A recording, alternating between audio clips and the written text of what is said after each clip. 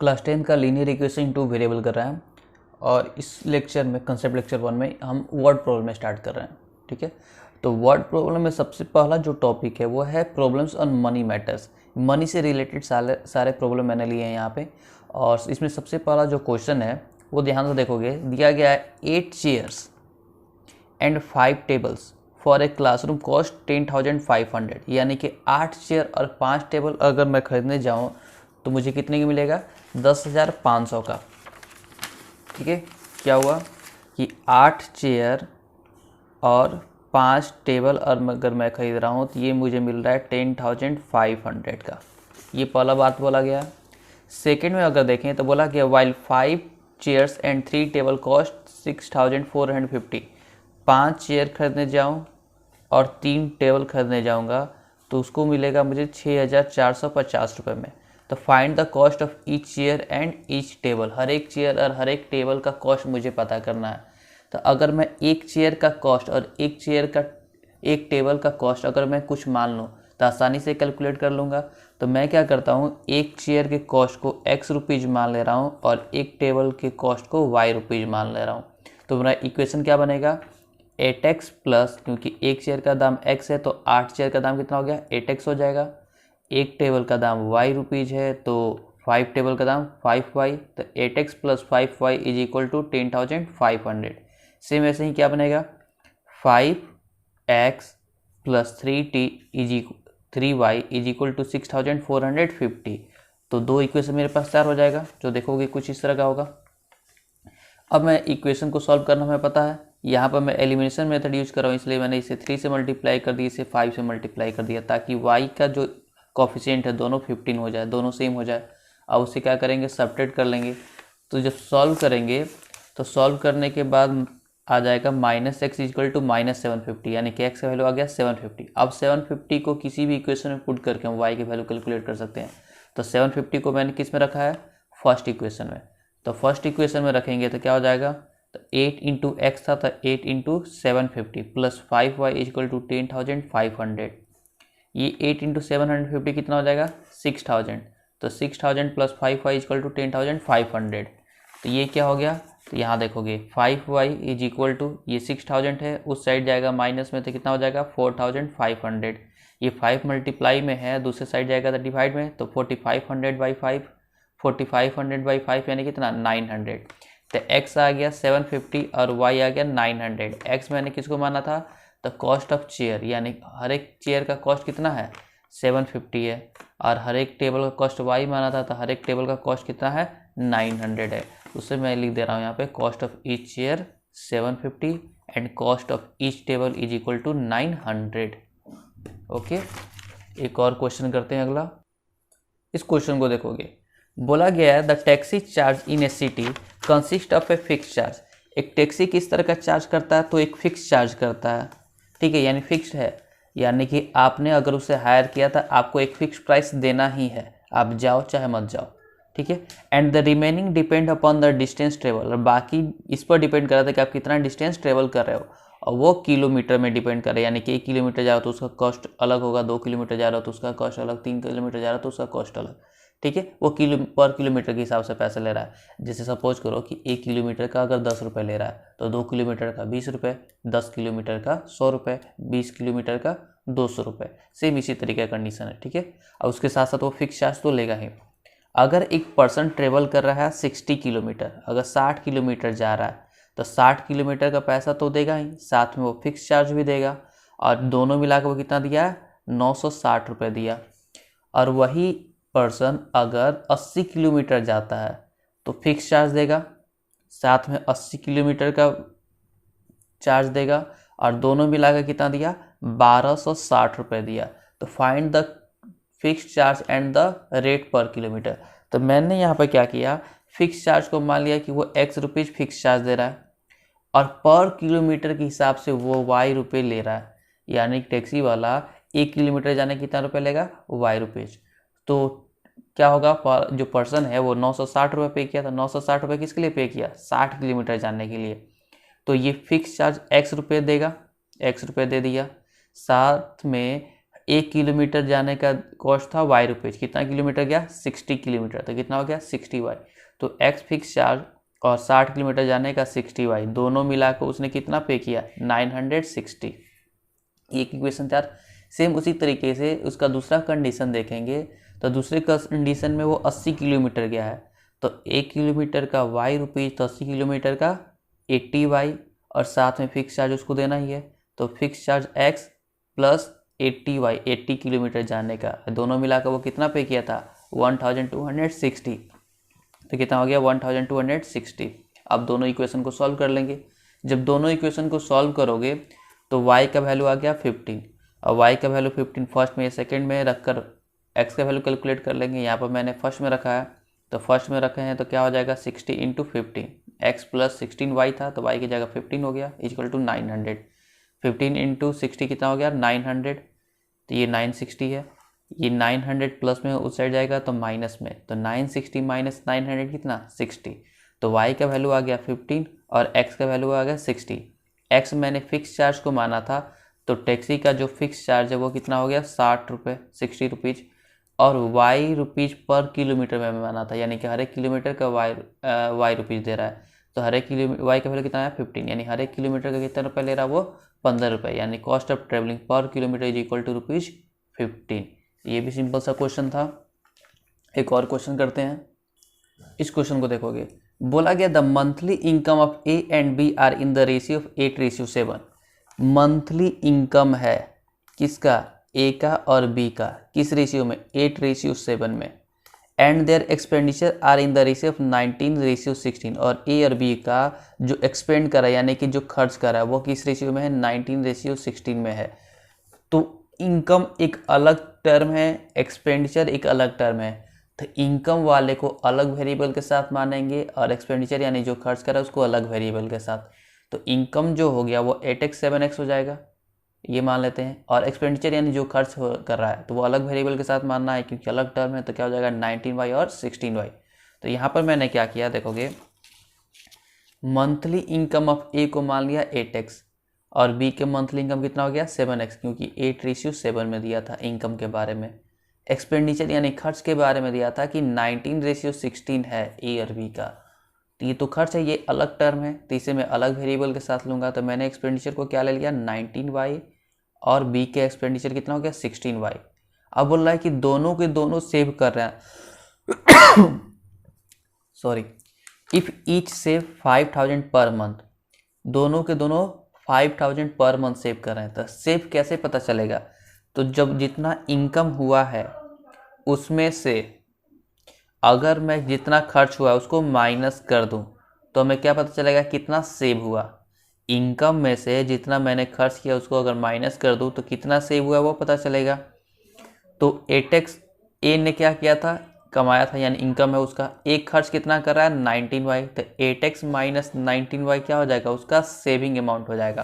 तो 8x minus 19y उसका saving amount, और सेविंग अमाउंट एक्चुअल में कितना है तो 5000 है, तो ये 5000 हो गया। सेम उसी तरीके से b का इनकम कितना है 7x और b खर्च कितना कर रहा है 16y, तो 7x माइनस 16y, और ये भी सेव कितना किया है b भी 5000 ही सेव किया है, तो ये भी 5000 के इक्वल हो गया। ये हो गया इक्वेशन फर्स्ट और सेकंड। अब इसे सॉल्व करेंगे। अब सॉल्व करने के लिए तुम एलिमिनेशन यूज करो, सब्स्टिट्यूशन यूज करो, चाहे क्रॉस मल्टीप्लिकेशन यूज करो, कोई भी यूज कर सकते हो। यहाँ पर कैसे मैं सॉल्व करूँगा उसको ध्यान से थोड़ा देख लोगे। यहाँ पर सॉल्व करने का जो टेक्निक है, मैंने क्या किया कि ये 19y है और ये माइनस 16y है, ठीक है। तो इन दोनों के कोफिशिएंट को सेम करना है, तो ये कोफिशिएंट तो सेम तभी होगा जब इसको मैं 16 से मल्टीप्लाई कर दूं और नीचे वाले को 19 से मल्टीप्लाई कर दूं, तो वो मैं कर रहा हूँ। अब देखोगे सेकेंड वाले को 19 से मल्टीप्लाई किया और फर्स्ट वाले को 16 से, और जो रिजल्ट आए उसको सब्ट्रैक्ट कर दें, यानी कि सेकेंड वाले को जो रिजल्ट आया उसमें और ये फर्स्ट का, तो फर्स्ट वाले में से सेकेंड वाले को, तो जो सेकेंड का रिजल्ट आए, ठीक है, उसे क्या करूँ मैं, उसे मैं इसमें से सब फर्स्ट सेकेंड में से मैं फर्स्ट को माइनस कर दूँ, सेकेंड में से मैं फर्स्ट को माइनस कर दूंगा, ठीक है। तो देखोगे क्या हुआ, यहाँ पर इससे मल्टीप्लाई करने में क्या आएगा 19 इंटू 7 और ये हो जाएगा 16 इंटू 8। तो इसमें से ये माइनस होगा तो 19 इंटू 7 माइनस 16 इंटू 8 और x तो कॉमन हो जाएगा। ये देखो ये 16 इंटू 19 आएगा और ये भी 19 इंटू 16 आएगा, दोनों तो सेम ही रिजल्ट आएगा ना। तो माइनस करने पे क्या हो जाएगा, कैंसिल आउट हो जाएगा। तो उसको मैंने यहीं पे कैंसिल आउट कर दिया। ये क्या होगा 5000 इंटू 19, इसमें से मुझे फर्स्ट वाले को माइनस करना है तो ये आ जाएगा। अब देखो ये किए क्यों, क्योंकि अगर तुम चाहो तो 16 और 19 से पूरा मल्टीप्लाई करके जैसे ट्रेडिशनल कॉमन मेथड है उस तरीके का यूज कर सकते हो, लेकिन थोड़ा सा लेंदी चला जाएगा, ठीक है, कैलकुलेशन लेंदी जाएगा। तो बस कैलकुलेशन को थोड़ा सा ईजी करने के लिए किया गया है। अगर आपसे ये चीज़ आपको समझ में नहीं आ रही है तो एक बार ट्राई करो, लेकिन अगर फिर भी नहीं आ रहा है तो आप ट्रेडिशनल मेथड यानी जो कॉमन मेथड आप यूज़ करते हो उस मेथड का यूज़ करके बनाओ। ओके, तो देखोगे ये 19 इंटू 7 133 हो गया और 16 इंटू 8 128। यहाँ से मैंने 5000 कॉमन ले लिया तो 19 माइनस 16 बचा। इसको सॉल्व करेंगे तो 5x, ये 5000 इंटू 3, 5 डिवाइड में चला गया तो ये 1000 हो जाएगा, 1000 इंटू 3 3000। तो x कितना हो गया 3000। x को यहाँ पर रख देंगे किसी में भी तो क्या आ जाएगा y आ जाएगा। तो x को रखने पर जो y का वैल्यू आएगा, ठीक है, लेकिन y का हमें काम है क्या, हमसे जो क्वेश्चन पूछा गया था, हमसे केवल क्वेश्चन पूछा गया था monthly income of each. Expand कितना कर रहा है उसके बारे में नहीं पूछा गया, उसके बारे में पूछा गया तो वाई कैलकुलेट करते हैं, लेकिन यहाँ पे तो एक्सपेंड के बारे में कुछ बात ही नहीं किया गया है, केवल हमसे पूछा जा रहा है केवल इनकम बता दो, बस काम खत्म। तो वाई कैलकुलेट करने की जरूरत नहीं है। तो मंथली इनकम ए का कितना था 8x और बी का कितना था 7x और x का एक्चुअल में वैल्यू कितना आया है, x का आया है 3000। तो 3000 इंटू 7 21,000। तो ये हो जाएगा बी का इनकम और 8 से मल्टीप्लाई कर दिए तो ये ए का इनकम हो गया। तो इस तरीके से हमको दोनों का इनकम पता चल गया। एक और क्वेश्चन करते हैं। देखो क्या बोला जा रहा है, on selling A TV, TV को बेच रहे हैं तो 5% का गेन हो रहा है और फ्रिज को बेच रहे हैं तो 10% का गेन हो रहा है, और दोनों के अगर गेन को कैलकुलेट करे शॉपकीपर तो उसे दिख रहा है कि 3250 रुपीज़ का उसको फ़ायदा यानी गेन हो रहा है। लेकिन वही एक और कंडीशन दिया है, but if he sell the TV at 10% gain, अगर वो टीवी को 10% के गेन पे बेचे और फ्रिज को क्या करे 5% के लॉस पे बेचे, यहाँ पर देखना 5% के लॉस पे बेचे, तभी उसको गेन हुआ है टोटल पे। टोटल इफेक्टिव गेन कितना हुआ है 1500 का। तो पूछा क्या, find the actual cost price of TV at that of the fridge. अब ये बताओ जो कॉस्ट प्राइस है, ठीक है, वो टीवी का फ्रिज का दोनों का हमें कैलकुलेट करना है, ठीक। तो जो गेन या फिर जो लॉस होता है वो हम किस पर कैलकुलेट करते हैं, वो हम सीपी पे कैलकुलेट करते हैं कि एक्चुअल में कॉस्ट प्राइस क्या था। एसपी के बेसिस पे कैलकुलेट नहीं करते हैं, मेन किस पे करते हैं, सीपी पे, कॉस्ट प्राइस पे। यानी कि अगर 100 रुपये में खरीद के लाओ 105 रुपये में बेचोगे तो क्या बोलोगे कि 5 रुपये का फ़ायदा हुआ, ठीक है। तो मेनली हम इसे सीपी पर कैलकुलेट करते हैं। तो अगर सीपी हम दोनों का पहले से मान लें कि टीवी का कितना है और फ्रिज का कितना है सीपी, ठीक है, तो 5% का जो फ़ायदा होगा वो तो उसको प्रॉफिट हुआ, 10% का गेन हुआ वो भी उसको प्रॉफिट हुआ, तो दोनों प्रॉफिट को जोड़ देंगे, ठीक है। लेकिन जहाँ पे लॉस हुआ है वहाँ पे मान लो, जैसे एक सिंपल सा एग्जांपल लेते हैं कि 100 रुपये का तुम कुछ खरीद कर लेके आते हो, ये तुम्हारा कॉस्ट प्राइस है, और इस पर एक बार एक किसी कस्टमर को बेचते हो, ठीक है, तो तुमको 5 रुपये गेन मिलता है। और फिर से अगर दूसरे कस्टमर को बेच रहे हो, ठीक है, ये दो आइटम, एक 100 रुपये पे 100 रुपये का खरीद कर लाए, गेन हुआ 5 रुपये। दूसरा एक और आइटम है, उसको भी तुम 100 रुपये में खरीद कर लाया और उस पर भी गेन हुआ तुमको, इस पर गेन हो गया तुमको 10 रुपये का, ठीक है। तो टोटल गेन कितना हुआ, तुम क्या करोगे, दोनों को ऐड कर लोगे, 15 हो जाएगा, ओके। फिर से एक दूसरा कंडीशन लेते हैं, मान लो कि कॉस्ट प्राइस जो है वो 100 रुपीज़ है और इस केस में तुमको गेन हुआ है 10 रुपीज़ का, लेकिन वही कॉस्ट प्राइस जो है वो 100 रुपीज़ ही है, और इस बार क्या हुआ, इस बार तुमको लॉस हुआ है, ठीक है। लॉस कितने का हुआ है, तो 5 रुपये का लॉस हुआ है। तो इफेक्टिव गेन कितना हुआ, तो क्या करोगे, जो गेन हुआ उसमें से लॉस हुआ उसको माइनस करोगे और बोलोगे कि 5 रुपये का मुझे क्या हुआ, ये 5 रुपये का क्या हुआ, तुम्हें गेन हुआ है 5 रुपये का गेन, क्योंकि गेन अभी भी क्या था, ज़्यादा था, तो लॉस को उसने मैनेज कर लिया।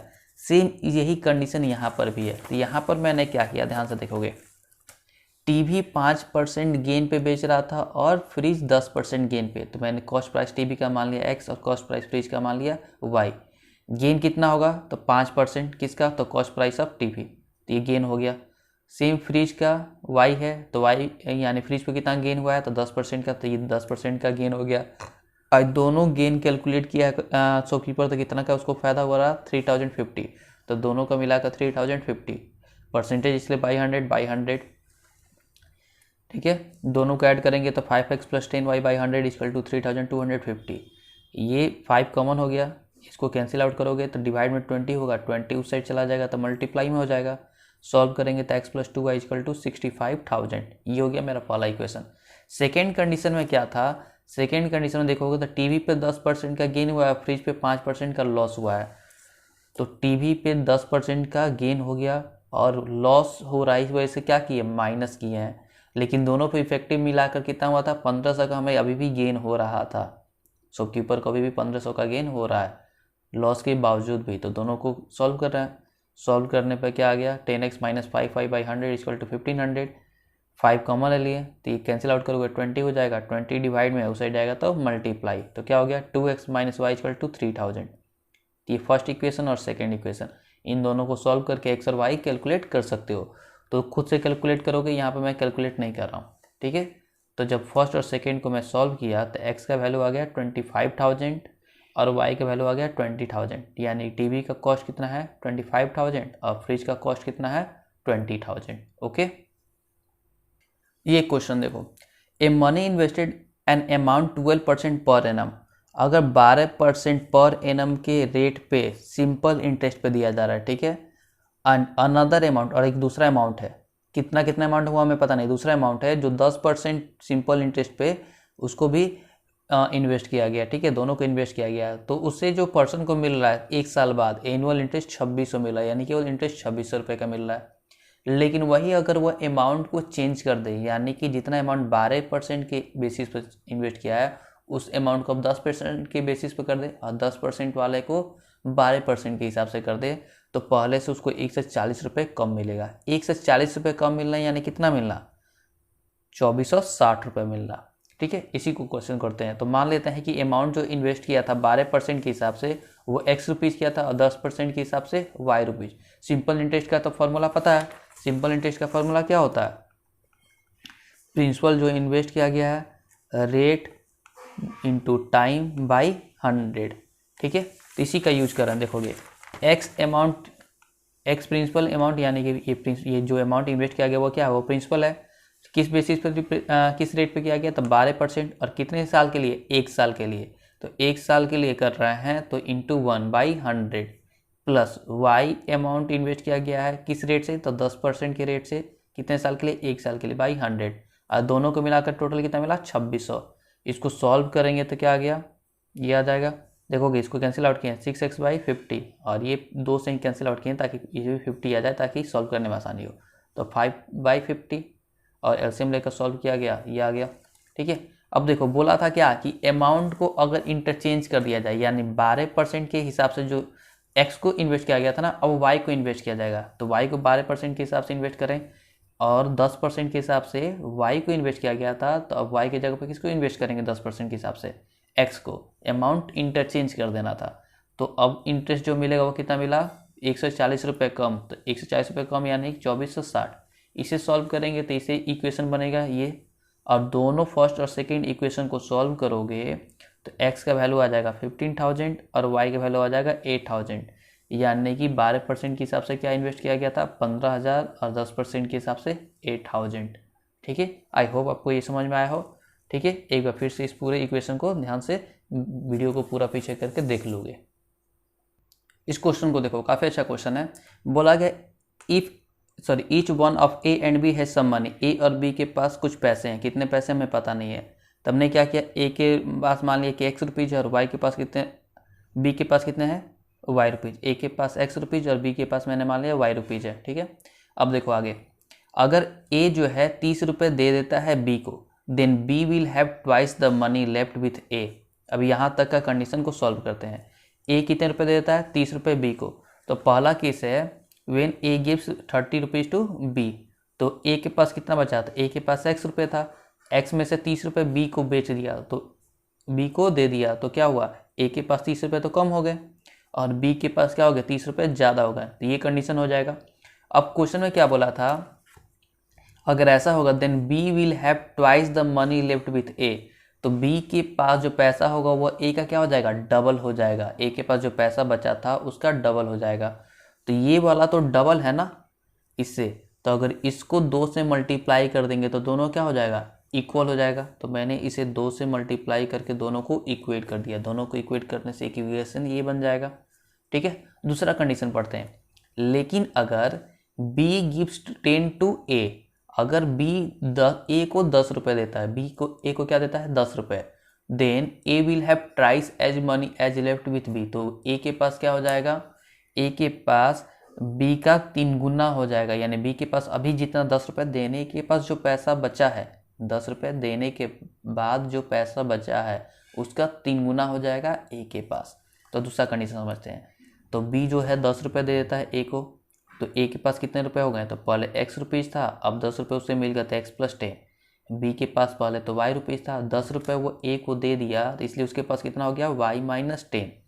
कंडीशन क्या बोल रहा है कि A के पास अब जो पैसा है वो ट्रिपल हो गया है, ट्राइस हो गया है, 3 गुना हो गया, किससे, B के पास अभी जो पैसा बचा है। तो B के पास y माइनस 10 बचा है और ये 3 गुना है। अगर ये 3 गुना है तो इसको मैं 3 से मल्टीप्लाई कर दूँ तो दोनों इक्वल हो जाएगा। तो मैंने 3 से मल्टीप्लाई कर दिया, दोनों इक्वल हो गया। जो ही नहीं है कि इसी को 3 से मल्टीप्लाई करेंगे, अगर इसको 3 से डिवाइड भी कर देते तो भी इक्वल हो जाता। लेकिन इक्वेशन तो हर एक हाल में यही बनेगा, अगर ये 3 डिवाइड में भी आता तो इधर आकर मल्टीप्लाई हो जाता। सॉल्व करके इक्वेशन बना। फर्स्ट और सेकेंड इक्वेशन को सॉल्व करेंगे तो x का वैल्यू 62 आ जाएगा और y का वैल्यू 34। इसका मतलब A के पास 62 रुपये है और B के पास 24 रुपये है।